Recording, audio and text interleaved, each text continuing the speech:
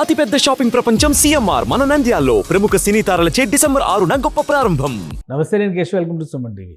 బంగ్లాదేశ్లో ముసురుతున్న వివాదం, ముఖ్యంగా మైనారిటీలకు రక్షణ కరువైందనేటువంటి వివాదం దేశం మొత్తాన్ని క్రమక్రమంగా చుట్టేస్తున్నటువంటి పరిస్థితి. ఇప్పుడు ఆర్ఎస్ఎస్ కూడా దీనిపైన గళం విప్పింది. భారత్ బంగ్లాదేశ్ మధ్య సంబంధాలపైన ఇది ప్రభావం చూపించే విధంగా మారుతుంది. పలువురు రాజకీయ నాయకులు దీనిపైన విమర్శలు వరుసగా చేస్తున్నటువంటి పరిస్థితి. బంగ్లాదేశ్లో నిజంగా మైనారిటీలకు సంబంధించి రక్షణ కరువైందా? అక్కడ అనుసరిస్తున్నటువంటి విధానాలు మైనారిటీల పాలిట శాపంగా మారుతున్నాయా? ఈ అంశాన్ని విశ్లేషించే ప్రయత్నం చేద్దాం. మనతో పాటు అనలిస్ట్ సుబ్రహ్మణ్యం గారు ఉన్నారు. సుబ్రహ్మణ్యం గారు నమస్కారం. నమస్కారం సార్. బంగ్లాదేశ్లో అంతర్గతంగా జరిగినటువంటి రాజకీయ మార్పు, అది అధికార మార్పు జరగడం అనేది అంతర్గతంగా జరిగిన వ్యవహారం. అది ప్లస్ ప్రజాస్వామ్యంగా గెలిచినటువంటి పార్టీని లేదా అధినేత్రిని అక్కడి నుంచి తరిమేసి కొత్త ప్రభుత్వం ఏర్పడింది. అది కూడా ప్రజల ఆకాంక్షల మేరకు వాళ్ళు క్లెయిమ్ చేసుకుంటారు. అయితే ఇప్పుడు మైనారిటీల హక్కులు అనేది పెద్ద సంక్షోభంగా మారింది. ఇది అటు తిరిగి ఇటు తిరిగి భారత్ తలకు చుట్టుకునేటువంటి పరిస్థితి కనిపిస్తుంది. అవును, బంగ్లాదేశ్లో జరుగుతున్నటువంటి ఇన్సిడెంట్స్ని దృష్టిలో పెట్టుకొని కలకత్తాలో హాస్పిటల్స్ సర్వీసెస్ చేయమని చెప్పని ఒక ప్రకటన చేసింది. అటుపక్కన ముఖ్యంగా త్రిపుర ముఖ్యమంత్రి కూడా కొన్ని కామెంట్స్ చేశారు. రెండు దేశాల మధ్య ఉన్నటువంటి వ్యాపారం, ముఖ్యంగా త్రిపుర నుంచి జరిగేటువంటి వ్యాపార లావాదేవీలన్నీ ఆపేస్తాం. దగ్గర సంవత్సరానికి 700 కోట్ల రూపాయల వాణిజ్యం జరుగుతుంది ఒక్క Tripura state versus Bangladesh. So ఇప్పుడు ఆర్ఎస్ఎస్ దీనిపైన గొంతు విప్పింది. ఇది ముసిరి చినికి గాలివానగా మారినట్టుగా ఇది పెద్ద ముసురుగా మారేటువంటి పరిస్థితి కనిపిస్తుంది అనుకోవచ్చా? అవ్వాలి సార్. యాక్చువల్గా అంటే ఓన్లీ హిందువులకు జరిగిందనే కాదు, ఎక్కడైనా సరే ఎవరికి జరిగినా సరే ఖచ్చితంగా ఒక మానవతా కోణం ఉన్న ఎవరైనా సరే స్పందించాలి దీనికి. ప్రత్యేకించి ఇప్పుడు ఆర్ఎస్ఎస్ రాష్ట్రీయ స్వయం సేవక్ సంఘ్ వీళ్ళు గలమెత్తడం అన్నది ఒక శుభ పరిణామంగానే చూడాలి దీన్ని. మీరు ఇప్పుడు చూసినారంటే సార్, చరిత్రలో ఎప్పుడు ఏ వరదలు వచ్చినా, ఎక్కడ ఏమీ అకాలంగా ఏదైనా జరిగినా కూడా, ప్రకృతి వైపరీత్యాలు ఇప్పుడన్నీ ఈ ఆర్ఎస్ఎస్ వాళ్ళు వచ్చి ఆ మతం ఈ మతం అని చూడకుండా సేవ చేసిన సందర్భాలు ఉన్నాయి. ప్రిడామినెంట్లీ ఆర్ఎస్ఎస్ వాళ్ళు హిందూ మతాలు ప్రొటెక్షన్ అయినప్పటికీ ఎవరికి ఏ సమస్య వచ్చినా వాళ్ళు ముందరకు వచ్చి మాట్లాడడం జరుగుతుంది. వాళ్ళ వల్ల అయిన పని వాళ్ళు చేస్తారు.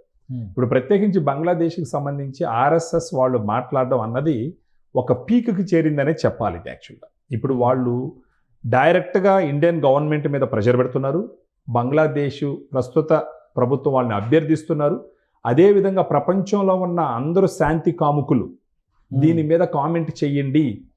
ఈ మైనారిటీలు, బంగ్లాదేశ్లో ఉన్న మైనారిటీలు హిందువులైతేమి, వేరే రిలీజియస్ వాళ్ళ మీద కొన్ని అల్లరమోకలు, కొందరు ఛాందసవాదులు చేస్తున్నటువంటి అఘాయిత్యాలు, దాడులు, వీటన్నిటిని ఇమ్మీడియట్గా ఆపాలా. ఆ చిన్మయ్ దాస్ గారిని ఇమ్మీడియట్గా రిలీజ్ చేయాలా. ప్రస్తుతం ఉన్న మన ఇండియన్ గవర్నమెంట్ దీని గురించి ఇమ్మీడియట్గా స్పందించాలని చెప్పేసి కోరడం జరుగుతుంది. అదేవిధంగా మనకు వింటున్నాం, వెస్ట్ బెంగాల్లో వచ్చేసి కొన్ని హాస్పిటల్స్ బంగ్లాదేశ్ నుంచి వచ్చిన వాళ్ళకి మేము సర్వీస్ చేయమని చెప్పడం. దానికి వచ్చేసి ఈ మమతా బెనర్జీ గారు కూడా ఇప్పుడు గవర్నమెంట్ మీద ప్రెషర్ పెంచుతున్నారు. మమతా బెనర్జీ గారు ఎందుకు ఇండియన్ గవర్నమెంట్ ఇంకా సైలెంట్గా ఉంది, కేంద్ర ప్రభుత్వం ఇప్పుడు రాష్ట్రీయ స్వయం సేవక్ సంఘ్ కూడా దత్తాత్రేయ హోసబలే ఒక లెటర్ రిలీజ్ చేశారు, బహిరంగ లేఖ. ఆయన బంగ్లాదేశ్లోని హిందువులు మరియు ఇతర మైనారిటీల అందరిపై ఇస్లామిక్ ఛాందస్వాదులు, మహిళలపై దాడులు, హత్యలు, దోపిడీలు, దహనాలు మరియు అమానవీయ దౌర్జన్యాలకు అత్యంత ఆందోళనకరమైనవి, వీటిపైన రాష్ట్రీయ స్వయం సేవక్ సంఘ్ ఖండిస్తుంది. ఈరోజు కలకత్తా నుంచి, అంటే బెంగాల్ నుంచి వెళ్ళినటువంటి ఒక బస్సుని కూడా అటాక్ చేశారు. బంగ్లాదేశ్లో అటాక్ చేసి ఇండియన్స్ని చంపేస్తామని చెప్పని వార్నింగ్ ఇచ్చారు. దానికి సంబంధించిన దృశ్యాలు కూడా సోషల్ మీడియాలో వైరల్ అవుతుంది. అంటే పరిస్థితి నిజంగా అంత చేయి దాటిపోయిందా? ఇప్పుడు ఒక నోబెల్ ప్రైజ్ విన్నర్ అక్కడ ప్రీమియర్గా ఉన్నాడు ప్రభుత్వానికి.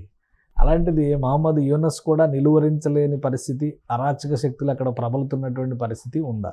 నాకు తెలిసి సార్, దీని వెనకాల ఏదో కొన్ని అదృశ్య శక్తులు పనిచేస్తున్నాయని కూడా అనుకునే దానికి అవకాశాలు ఉన్నాయి సార్. మనకు ఎప్పటాలించో శత్రువుగా ఉన్నటువంటి పాకిస్తాను, అటుపక్క చైనా, సో ఇటువైపు ఇంకో చిచ్చు రైజ్ చేశారనుకో. రైజ్ చేసిన ఇప్పుడు ఆల్రెడీ చైనాతో మనకి ఎప్పటాలించో దాయాది పోరు ఉంది సరే దీంతో, పాకిస్తాన్తో. అదేవిధంగా చైనా ఎప్పుడెప్పుడు అవకాశం దొరుకుతుందో, మన వాళ్ళు అలివి కాలేదు కానీ మోడీ గారు ప్రభుత్వం అలివి కాలేదు చైనాకి, లేకపోతే ఈ పాటికి ఏదో ఒకటి చేస్తుంటారు. సో ఇంకా మన చుట్టుపక్కల ఉన్న ఇలాంటి చిన్న చిన్న రాష్ట్రాలన్నింటిలో కూడా ఈ నడవ శ్రీలంకలో ట్రై చేసినారు. ఒకనొక సందర్భంలో చైనా వాళ్ళు శ్రీలంకలో కూడా కొంచెం ట్రై చేసి, ఆ తర్వాత మాల్దీవ్స్ లో కూడా ట్రై చేసినారు. మీరు ఈ డాట్స్ అన్ని కనెక్ట్ చేయాలి మనకు.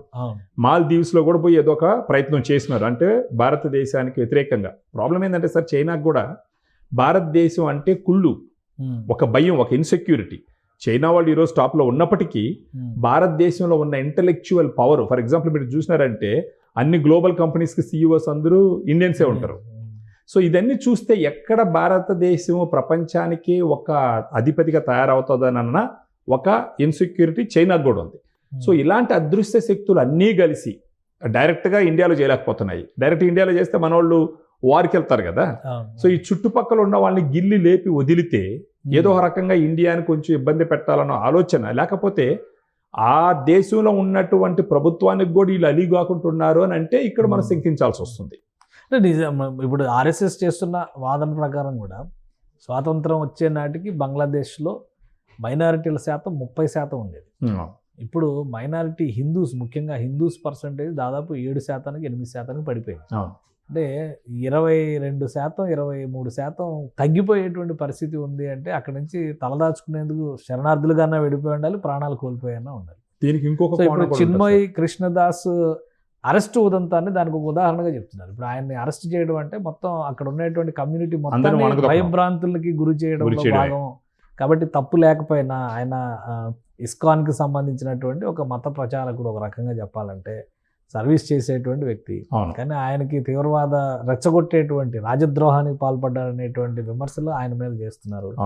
ఇవన్నిటినీ కేంద్ర ప్రభుత్వం నిజంగానే స్పందించాల్సినటువంటి అంశాలే కదా. ఖచ్చితంగా స్పందించాలి సార్. ఎందుకు ఇంతసేపు అలసత్వం వహిస్తున్నారో మనకు అర్థం కావట్లేదు. కేంద్ర ప్రభుత్వం కంటే పవన్ కళ్యాణ్ ఎక్కువ సార్లు స్పందించారు. అదే చెప్తున్నా, అంటే చిత్తశుద్ధి ఉన్న వాళ్ళందరూ స్పందిస్తున్నారు. ఇప్పుడు పవన్ కళ్యాణ్ గారు కానీ, రాష్ట్రీయ స్వయం సేవక సంఘ వాళ్ళు కానీ, మిగతా కొంతమంది యాక్చువల్గా ఎందుకు మరి యాక్చువల్గా హిందూ ప్రభుత్వం అని చెప్పి ముద్రపడ్డ మోడీ గారి ప్రభుత్వం ఈ హిందువుల్ని అణగదొక్కుతుంటే, వాళ్ళ మీద అఘాయిత్యాలు జరుగుతుంటే ఇప్పుడు దాకా ఎందుకు సైలెంట్గా ఉన్నారు? మేబీ ఏదైనా రాజకీయ వ్యూహం అయి ఉండొచ్చు కూడా. లేదంటే అంటే వాళ్ళు సైలెంట్గా కంప్లీట్గా ఉండారన్నది అయితే నాకు పాయింట్ కాదు సార్. వాళ్ళ ఇంటెలిజెన్స్ ద్వారా ఏమేమి జరుగుతుందో ఇన్ఫర్మేషన్ గ్యాదర్ చేస్తున్న అవకాశాలు ఉండొచ్చు. కానీ రైట్ టైంలో మనం ప్రతిస్పందిద్దామని చెప్పి కానీ ఏదైనా వేచి చూస్తున్నటువంటి సిచ్యువేషన్ ఉండొచ్చు. ఇక్కడ ఇంకొక పాయింట్ కూడా మనం గమనించాలి. ఏంటంటే సార్, ఇప్పుడు ప్రపంచం మొత్తం మీద మన హిందువులు లేని ప్లేస్ లేదు. మీరు అమెరికా చూసినా కానీ, కెనడా చూసినా కానీ, ఎక్కడ చూసినా హిందువులు చాలా, అంటే వీళ్ళకున్న తెలివితేటలతో అన్ని దగ్గరలకి స్ప్రెడ్ అవుతున్నారు. అదే మన పక్కన ఉన్నటువంటి, మనమే స్వతంత్రం దానం చేసినటువంటి ఒక చిన్న రాష్ట్రంతో సమానం ఆ దేశం. ఒక చిన్న రాష్ట్రం, ఒడిశా కన్నా చిన్నది ఉంటుంది. ఇక్కడ జరిగే అఘాయిత్యాలే మనం ఆపలేకపోతే ప్రపంచం మొత్తం మీద ఉన్న మన హిందువులకు మనం ఏం ప్రొటెక్షన్ ఇవ్వగలం? సో ప్రస్తుత గవర్నమెంట్ ఖచ్చితంగా దీన్ని సీరియస్గా తీసుకోవాలి, తీసుకుంటుందని అనుకుంటున్నాం. కారణం ఏంటంటే ఆర్ఎస్ఎస్ కూడా దీని గురించి మాట్లాడడం మొదలుపెట్టింది. స్వతహాగా కొందరు హాస్పిటల్స్ ముందరకు వచ్చి మేము సర్వీస్ చేయమని చెప్పి చెప్తున్నారు. మీరు చెప్పినట్టు త్రిపుర సీఎం గారు కూడా వాయిస్ అవుట్ చేసినారు. మీరు ఇలా ఉంటే మేము మీ దేశానికి, మా రాష్ట్రానికి, మా దేశానికి మధ్య ఉన్నటువంటి ఈ వ్యాపార కార్యకలాపాలన్నీ బంద్ చేస్తాం. అంటే బంగ్లాదేశ్కి చుట్టూ ఉండేది భారతదేశమే. అవును, కానీ భారతదేశంతోనే కయ్యం పెట్టుకునేటువంటి పరిస్థితి ఈరోజు. అంటే ఇది స్వతహాగా వాళ్ళకంటూ వాళ్ళకు వచ్చిన ధైర్యం కాదు సార్. దీని వెనకాల ఏదో అదృశ్య శక్తులు ఖచ్చితంగా పనిచేస్తున్నాయి. ఎందుకంటే ఇన్ని రోజులు బంగ్లాదేశ్ హిస్టారికల్గా కొంచెం అటు ఇటుగా ఉన్నప్పటికీ ఇంత రెబల్గా హిందువుల మీద రిలీజియన్ పరంగా వేరే ఆలోచన ఉన్నప్పటికీ సంస్కృతి పరంగా ఇండియాకి ఎక్కువ అసోసియేట్ అయి ఉన్నది పాకిస్తాన్తో పోలిస్తే. ఇప్పుడు మీరు చూసినారంటే సార్, బంగ్లాదేశ్లో ఒకప్పుడు మన బీజేపీ ప్రభుత్వం ఈ ఇన్ఫిల్ట్రేషన్ ఎక్కువైపోతుంది బంగ్లాదేశ్ వాళ్ళు అని చెప్పేసి వాయిస్ అవుట్ చేసిన వాళ్ళే వాళ్ళు అసలు. సో ఆ విధంగా అవినాభావ సంబంధాలు ఉన్నాయి బంగ్లాదేశ్కి కానీ, అక్కడ మనకున్న వెస్ట్ బెంగాల్కి కానీ. ఇన్ని తెలిసి కూడా ఈ విధంగా ప్రవర్తిస్తున్నారంటే ఏదో కొన్ని శక్తులు వీళ్ళు వెనకాల ఫండింగ్ చేసి చేస్తున్నటువంటి సిచ్యువేషన్ కనిపిస్తుంది. బట్ ఇది హై టైం సార్. ఖచ్చితంగా మన ఇండియన్ గవర్నమెంట్ ఇంటర్వ్యూన్ అవ్వాలి. అదేవిధంగా ప్రపంచం మొత్తం మీద ఉన్న ఈ శాంతి కాముకులు అందరూ కూడా దీంట్లో ఇంటర్వ్యూన్ అయ్యి వాళ్ళకి ఫుల్ స్టాప్ అన్న పెట్టాలి. లేదంటే మన గవర్నమెంట్, మన ఇండియన్ గవర్నమెంట్ అన్న అక్కడ ఎంటర్ అయ్యి ఏదో ఒకటి చేయాల్సిన సందర్భం. వాళ్ళు స్వతంత్రం కావాల్సినప్పుడు మన వాళ్ళు చనిపోవాలా?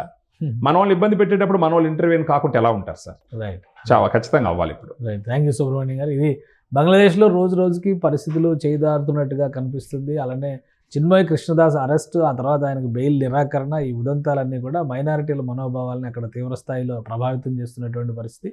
చుట్టూ భారతదేశం ఉన్నప్పటికీ కూడా భారతదేశంతోనే కయ్యం పెట్టుకునేటువంటి పరిస్థితి బంగ్లాదేశ్లో ఎందుకు వచ్చిందంటే అదృశ్య శక్తులు పనిచేస్తున్నాయని సుబ్రహ్మణ్యం గారు విశ్లేషిస్తున్నారు. అతి త్వరలోనే ఈ సంక్షోభానికి ఒక ముగింపు వస్తుందని ఆశిద్దాం. ఇది స్పెషల్ డిస్కషన్. Keep watching.